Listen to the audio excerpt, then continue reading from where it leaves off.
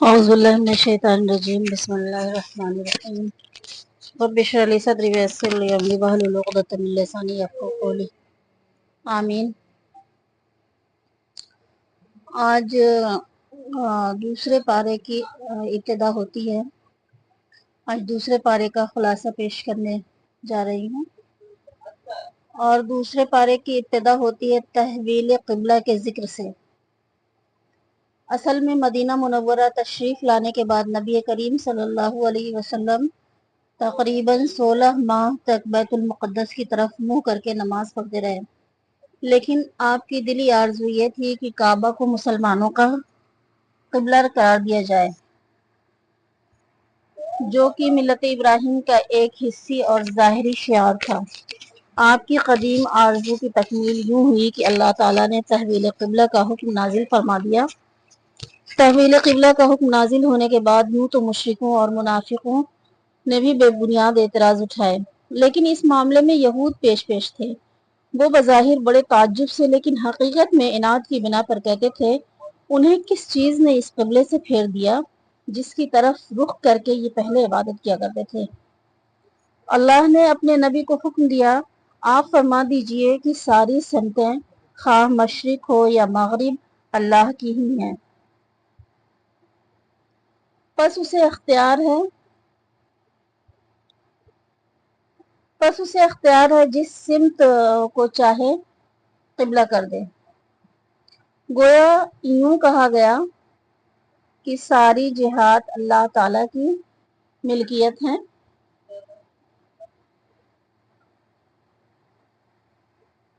کسی بھی جہت کو دوسری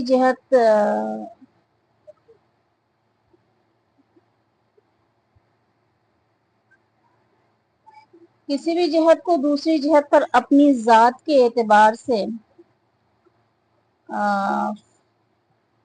فضیلت حاصل نہیں ہے، اور نہ ہی کوئی جہت خود قبلہ بننے کی صلاحیت رکھتی ہے، بلکہ وہ اللہ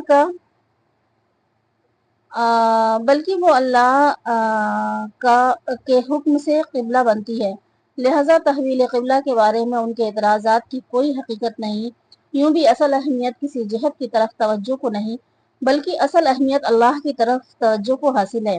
ان آیات کے مطالعے سے اللہ تعالیٰ کے ساتھ حضور اکرم صلی اللہ علیہ وسلم کا حسن ادب بھی ظاہر ہوتا ہے کہ آپ شدت اشتیاق اور انتظار وحی میں بار بار آسمان کی طرف اپنی مبارک نگاہیں اٹھاتے تو تھے، مگر تحویل قبلہ کا سوال نہیں کرتے تھے کہ شاید اللہ کا فیصلہ اور اس کی رضا عدم تحویل ہی میں ہو۔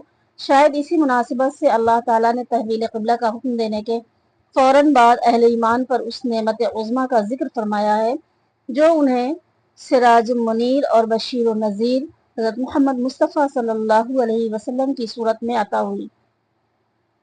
مستقل قبلہ کا تعین بھی اللہ تعالیٰ کا بہت بڑا احسان ہے، اور ہدایت کے لیے عظیم الشان رسول کی بعثت بھی بے مثال احسان ہے۔ تحویل قبلہ کی بحث کو سمیٹتے ہوئے آخری اور فیصلہ کن بات جو ارشاد فرمائی گئی ہے، اس کا حاصل یہ ہے کہ حقیقی نیکی کا معیار مشرق و مغرب کی طرف رخ کرنا نہیں، بلکہ حقیقی نیکی کا معیار یہ ہے کہ عقائد، اعمال، معاملات اور اخلاق سب کا رخ صحیح ہو۔ اللہ کو راضی کرنے کے لیے صرف چہرے کا رخ ہی نہیں بلکہ دل اور پوری زندگی کا رخ بھی بدلنا ہوگا۔ ارشاد ہوتا ہے، مشرق و مغرب کی طرف منہ کر لینا ہی نیکی نہیں، بلکہ حقیقی نیکی تو یہ ہے۔ اس آیت کریمہ کو علماء کرام نے بڑی اہمیت دی ہے، جو آیت نمبر 177 ہے، اس آیت کو علماء کرام نے بڑی اہمیت دی ہے اور اس سے کم و بیش 16 قواعد اخذ کیے ہیں۔ اس آیت کریمہ سے یہ بھی ثابت ہوتا ہے کہ دین اسلام محض چند ایسی مذہبی رسوم کا نام نہیں ہے جنہیں عبادت خانے اور خانقاہ میں ادا کیا جاتا ہے، بلکہ اس دین کا تعلق زندگی کے ہر شعبے سے ہے۔ یہ ہر جگہ انسان کے ساتھ رہتا ہے، گھر میں بھی اور بازار میں بھی، مسجد میں بھی اور مدرسے میں بھی، سیاست و حکومت میں بھی اور تجارت و معاشرت میں بھی۔ یہ مسلمان کی ہر جگہ نگرانی کرتا ہے، اور مسلمان پر لازم ہے کہ وہ ہر قدم اسے دیکھ کر اٹھائے۔ اس آیت کریمہ کو آیت بر کہا جاتا ہے۔ اور اس کے بعد جو احکام و مسائل بیان کیے گئے ہیں انہیں ابواب بر کہا گیا ہے۔ گویا پہلے اجمالی طور پر نیکی کے اصول بتانے کے بعد آگے ان کی جزوی تفصیلات اور احکام ذکر کیے گئے ہیں۔ یہ احکام مسلمان کی معاشی، معاشرتی، تجارتی، ازدواجی اور جہادی زندگی سے تعلق رکھتے ہیں۔ یہ احکام ہم اختصار کے ساتھ ذکر کرتے ہیں۔ ان میں سے 2 حکم ایسے ہیں جو آیت بر سے پہلے ذکر ہو چکے ہیں۔ چونکہ زمانے جاہلیت میں صفا و مروہ پر 2 بت رکھے ہوئے تھے جن کی مشرکین عبادت کرتے تھے، اس لیے قبول اسلام کے بعد صحابہ کرام رضوان اللہ علیہم اجمعین صفا و مروہ کا طواف کرنے سے بچتے تھے، اس لیے فرمایا گیا کہ ان کا طواف کرنے میں کوئی حرج نہیں۔ مشرکین از خود بعض چیزوں کو حلال اور بعض کو حرام ٹھہرا لیتے تھے، ان کی تردید کرتے ہوئے فرمایا گیا کہ حرام وہ چیزیں نہیں جنہیں تم حرام کہتے ہو، بلکہ اللہ تعالیٰ نے تو صرف ان چیزوں کو حرام کیا ہے: مردار، بہتا ہوا خون، خنزیر کا گوشت اور ایسا جانور جس پر اللہ تعالیٰ کے سوا کسی اور کا نام پکارا گیا ہو۔ البتہ جو شخص بھوک سے مجبور ہو کر ان میں سے کوئی چیز کھا لے تو اسے کچھ بھی گناہ نہیں ہوگا، لیکن شرط یہ ہے کہ کھانے سے مقصد حصول لذت نہ ہو اور نہ ہی قدر ضرورت سے تجاوز کرے۔ واقعی اللہ تعالیٰ بڑا غفور الرحیم ہے۔ آیت نمبر 173۔ شریعت اسلامیہ کی بنیاد عدل پر ہے، اسی لیے مسلمانوں پر قصاص فرض کیا گیا ہے، یعنی مقتول کے بدلے قاتل کو بھی قتل کیا جائے گا، چاہے مقتول اور قاتل کے درمیان سماجی، خاندانی، مالی اور جسمانی اعتبار سے کتنا ہی تفاوت کیوں نہ ہو۔ قصاص میں زندگی ہے، قاتل کی بھی اور مقتول کی بھی۔ جب قاتل کو اپنے جرم کی سزا ملنے کا یقین ہوگا تو وہ شدت غضب کے باوجود اپنا ہاتھ قتل سے روک لے گا۔ اس کے رک جانے سے مقتول اور قاتل بلکہ ان کا خاندان بھی قتل و قتال سے بچ جائے گا۔ اسلام نے قتل کی سزا میں رحمت اور عدل دونوں چیز کو جمع کر دیا ہے۔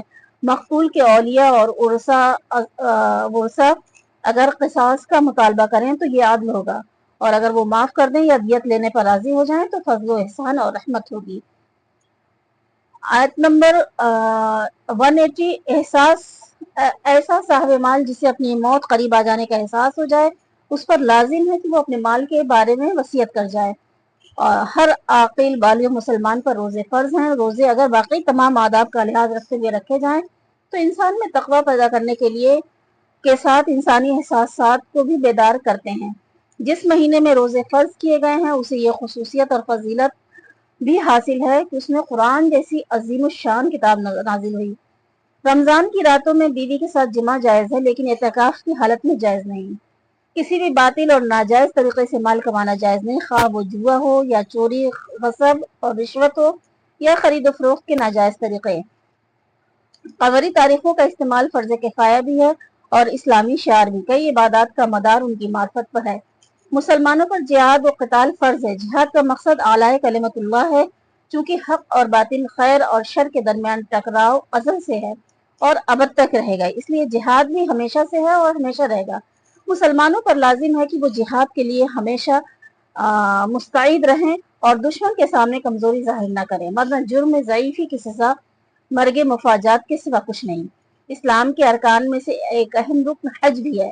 اللہ تعالیٰ چاہتے ہیں کہ پوری دنیا سے مسلمان سال میں ایک بار مساوات کا عملی مظاہرہ کرتے ہوئے بلد حرام میں جمع ہوں اور وہاں اس کے بتائے ہوئے طریقے کے مطابق حج کے مناسک اور اعمال ادا کریں۔ حج کا احرام چند مخصوص مہینوں میں باندھا جاتا ہے، البتہ عمرہ پورے سال میں کسی بھی وقت کیا جا سکتا ہے۔ حج کے دنوں میں تجارت اور خرید و فروخت جائز ہے۔ زمانہ جاہلیت میں مشرکوں نے بہت ساری رسوم اور بدعات کا اضافہ کر لیا تھا، جن میں سے ایک یہ تھی کہ قریش مزدلفہ میں ہی ٹھہر جاتے اور میدان عرفات میں جانا اپنی توہین سمجھتے تھے۔ انہیں حکم دیا گیا کہ وہ بھی عام لوگوں کی طرح عرفات جا کر واپس آئیں اور اپنے لیے کوئی الگ تشخص ثابت نہ کریں۔ یوں ہی مشرکین منا میں جمع ہو کر آبا و اجداد کے مخاطر بیان کیا کرتے تھے۔ انہیں کہا گیا کہ وہ آبا کے بجائے اللہ کا ذکر کریں۔ انفاق فی سبیل اللہ کے ضمن میں بتایا گیا ہے کہ اہمیت اس بات کو حاصل نہیں کہ کیا خرچ کیا جاتا ہے، اصل اہمیت اس امر کو حاصل ہے کہ کہاں خرچ کیا جاتا ہے اور کس نیت سے خرچ کیا جاتا ہے۔ لہٰذا اللہ کے دیے ہوئے جان و مال کو صحیح مصرف پر خرچ کرنا ضروری ہے۔ جو شخص مرتد ہو جائے اس کے سارے اعمال باطل ہو جاتے ہیں اور وہ جہنم کا حقدار ہو جاتا ہے، اور دنیا میں اس کی سزا یہ ہے کہ اگر وہ سمجھانے کے باوجود باز نہ آئے تو اسے قتل کر دیا جائے۔ شراب اور جوا میں اگرچہ ظاہری اور مادی منافع ہیں، لیکن ان میں جسمانی، عقلی، مالی، اخلاقی اور معاشرتی اعتبار سے جو نقصانات ہیں وہ منافع کے مقابلے میں کہیں زیادہ ہیں۔ رسول اللہ صلی اللہ علیہ وسلم نے شراب کو ام الخبائث یعنی خباثتوں اور گناہوں کی جڑ قرار دیا ہے۔ بعض اجتماعی بیماریوں کی نشاندہی کے بعد خاندانی مسائل بیان کیے جا رہے ہیں، کیونکہ خاندانی ایک اچھے معاشرے کی بنیاد ہے۔ ان مسائل کی ابتدا ازدواجی تعلق سے کی جا رہی ہے۔ اس سلسلے میں پہلا حکم یہ دیا گیا ہے کہ مشرک مردوں اور عورتوں سے کسی صورت بھی نکاح جائز نہیں۔ البتہ کتابی عورت کے ساتھ مسلمان مرد کا نکاح ہو سکتا ہے، مگر بہتر یہی ہے کہ کتابیہ کے ساتھ نکاح کے بجائے کسی مسلمان عورت کے ساتھ نکاح کیا جائے۔ اس حکم قرآنی سے یہ نقطہ سمجھ میں آتا ہے کہ اسلام میں ازدواجی رشتے کی بنیاد خلق اور دین پر ہے، حسب نسب یا غنا اور حسن و جمال پر نہیں، کیونکہ یہ عارضی چیزیں ہیں، نہ ہی یہ حقیقی سکون اور راحت کی ضامن ہے اور نہ ہی سعادت کا سبب بنتی ہیں۔ البتہ ازدواجی زندگی کے سفر میں نیک اور خوف خدا رکھنے والا ساتھی سفر کے بہت سارے مراحل کو آسان کر دیتا ہے۔ اسی لیے ہمارے آقا صلی اللہ علیہ وسلم نے نیک خاتون کو قیمتی خزانے سے تعبیر کیا ہے۔ ترمذی کی حدیث ہے جس میں یہ حدیث بیان ہوئی ہے، حالت حیض میں بیوی کے ساتھ جمع جائز نہیں، کیونکہ حیض کے خون میں ایسی نجاست اور ایسے جراثیم پوشیدہ ہوتے ہیں جن کی وجہ سے میاں بیوی دونوں کی صحت خطرے میں پڑ سکتی ہے۔ البتہ آپس میں بوس و کنار اٹھنے بیٹھنے کھانے پینے کی اجازت ہے، جبکہ یہودی اس کی بھی اجازت نہیں دیتے تھے اور نصارہ جمع کرنا بھی برا نہیں سمجھتے تھے۔ گویا کہ اسلام نے دوسرے بہت سارے معاملات کی طرح حیض کے معاملے میں بھی افراط و تفریط کے بجائے اعتدال کی راہ اختیار کی ہے۔ اگر کسی شخص نے قسم کھا لی کہ وہ 4 ماہ تک اپنی بیوی کے قریب نہیں جائے گا تو 4 ماہ گزرنے پر خود بخود طلاق ہو جائے گی۔ البتہ اگر اس نے رجوع کر لیا تو نکاح باقی رہے گا، لیکن قسم کا کفارہ اس پر لازم ہوگا۔ سورہ بقرہ میں جتنی تفصیل کے ساتھ طلاق، عدت اور رضاعت کے مسائل بیان کیے گئے ہیں، اتنی تفصیل کے ساتھ کسی دوسری صورت میں بیان نہیں کیے گئے۔ اس سلسلے میں یہ جان لینا ضروری ہے کہ اللہ کی نظر میں طلاق کے قابل نفرت ہونے کے باوجود مخصوص حالات اور مجبوریوں کے بنا پر طلاق کی اجازت دی گئی ہے، کیونکہ بعض اوقات میاں بیوی میں سے کوئی ایک ایسا ہوتا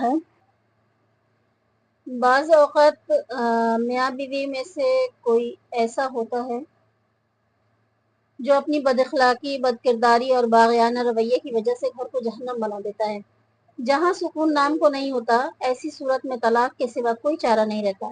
اسلام نے طلاق کی اجازت دینے کے ساتھ اس میں بہت ساری اصطلاحات بھی کی ہیں۔ زمانے جاہلیت میں طلاق کی کوئی حد مقرر نہیں تھی، 100 طلاقیں دے کر بھی رجوع کر لیا کرتے تھے۔ اسلام 3 سے زائد طلاق کی اجازت نہیں دیتا۔ 2 طلاقوں کے بعد تو رجوع کیا جا سکتا ہے، مگر تیسری طلاق کے بعد رجوع کی کوئی صورت باقی نہیں رہتی۔ شوہر نے مہر کی صورت میں بیوی کو جو کچھ دیا ہو اسے واپس لینے کی اجازت نہیں، البتہ خلا کی صورت میں اجازت ہے۔ خلا یہ ہے کہ عورت اس شرط پر پورا مہر یا اس کا کچھ حصہ دینے کے لیے آمادہ ہو کہ اسے طلاق دے دی جائے۔ خلا کے لیے زوجین کی رضامندی ضروری ہے۔ اگر طلاق یافتہ عورت کسی دوسرے مرد سے نکاح کر لے مگر کسی وجہ سے اس کے ساتھ بھی نباہ نہ ہو سکے تو اسے طلاق لینے کے بعد پہلے شوہر سے نکاح کر سکتی ہے، اور طلاق کے بعد عورت کو محض اذیت سے دوچار کرنے کے لیے رجوع کرنا جائز نہیں۔ حلالہ کے نام پر جو کچھ بھی کیا جاتا ہے اسے کرنے اور کروانے والے دونوں پر حدیث میں لعنت کی گئی ہے، اور طلاق کے بعد محض عورت کو اذیت سے دوچار کرنے کے لیے رجوع کرنا جائز نہیں، کیونکہ اسلام عدل و احسان کا دین ہے جو کہ کسی پر بھی ظلم کی اجازت نہیں دیتا، خواہ بچہ ہو یا بڑا، مرد ہو یا عورت۔ اس لیے اسلام نے دودھ پیتے بچوں کے حقوق بھی بیان کیے ہیں۔ آج تو پوری دنیا میں ڈھڈورا پیٹا جا رہا ہے کہ ماں کے دودھ کا کوئی نعم البدل نہیں، مگر اسلام نے اس وقت ماؤں کو اپنے بچوں کو دودھ پلانے کا حکم دیا تھا جب پوری دنیا جہالت کی تاریکی میں ڈوبی ہوئی تھی اور ماں کے دودھ کی افادیت کسی کو معلوم نہ تھی۔ اگر بالفرض میاں بیوی میں جدائی واقع ہو جائے تو بھی دودھ پیتے بچے کی پرورش اور اسے دودھ پلانے کا زیادہ حق ماں ہی کو حاصل ہے۔ طلاق اور جدائی کی سزا اس معصوم کو دینا جائز نہیں۔ طلاق ہو جائے یا شوہر کی وفات کا سانحہ پیش آ جائے، دونوں صورتوں میں عورت پر عدت لازم ہے۔ عدت طلاق 3 حیض، جبکہ عدت وفات 4 ماہ 10 دن ہے۔ جو عورت زمانہ عدت میں ہو اس سے نکاح کے بارے میں عہد و پیمان لینا منع ہے، البتہ دل میں خواہش رکھنے اور اشارہ کنایہ میں اپنی خواہش کے اظہار کی اجازت ہے۔ خاندان اور معاشرہ کی اصلاح اپنی جگہ بے حد اہمیت رکھتی ہے، لیکن اس کے لیے حق اور حق کے انصار و اعوان کی بقا ضروری ہے۔ جہاد کا مقصد حق اور حق کے علمبرداروں کی بقا ہی ہے۔ اس لیے قرآن کریم میں جہاد پر بڑا زور دیا گیا اور موت کے ڈر سے جہاد سے راہ فرار اختیار کرنے والوں کی شدید مذمت کی گئی ہے۔ بعض مقامات پر اس حوالے سے امم سابقہ کے قصے بھی بیان کیے گئے ہیں۔ یہاں دوسرے پارے کے اختتام پر بھی 2 قصے مذکور ہیں۔ پہلا قصہ ایسی قوم کا جو طاعون کی بیماری پھیل جانے کے بعد موت کے ڈر سے گھروں کو چھوڑ کر بھاگ کھڑی ہوئی تھی، لیکن یہ فرار نہیں انہیں موت سے بچا نہ سکا۔ اس قصے سے سبق ملتا ہے کہ کوئی تدبیر انسان کو تقدیر سے نہیں بچا سکتی۔ دوسرا قصہ بنی اسرائیل اور حضرت طالوت کا ہے، جن کی قیادت میں جہادی صفات سے مالا مال تھوڑے سے لشکر نے اپنے سے کئی گنا بڑے لشکر کو شکست دے دی۔ یہ قصہ ایسا تھا کہ خود بنی اسرائیل کے بھی صرف خواص ہی کے علم میں تھا، عوام اس سے بے خبر تھے۔ نبی امی صلی اللہ علیہ وسلم کی زبان اقدس سے اس تاریخ کی اس بھولی بسری داستان کا بیان ہو جانا اس بات کی دلیل ہے کہ آپ کا رابطہ اس ذات سے ہے جس کی نظر سے تاریخ کی کوئی کڑی بھی اوجھل نہیں، اور یہ کہ آپ واقعی سچے رسول ہیں۔ اسی لیے اس قصے کے آخر میں فرمایا گیا ہے کہ اللہ تعالیٰ کی آیتیں ہیں جو ہم آپ کو ٹھیک ٹھیک پڑھ کر سناتے ہیں، بلا شبہ آپ ہمارے رسولوں میں سے ہیں۔ اسی آیت پر دوسرے پارے کا اختتام ہو جاتا ہے، اور اللہ سے دعا ہے کہ اللہ تعالیٰ ہمیں قرآن کو سمجھنے کی اور قرآن کا صحیح علم ہمیں عطا کرے۔ وآخر دعوانا ان الحمد للہ رب العالمین۔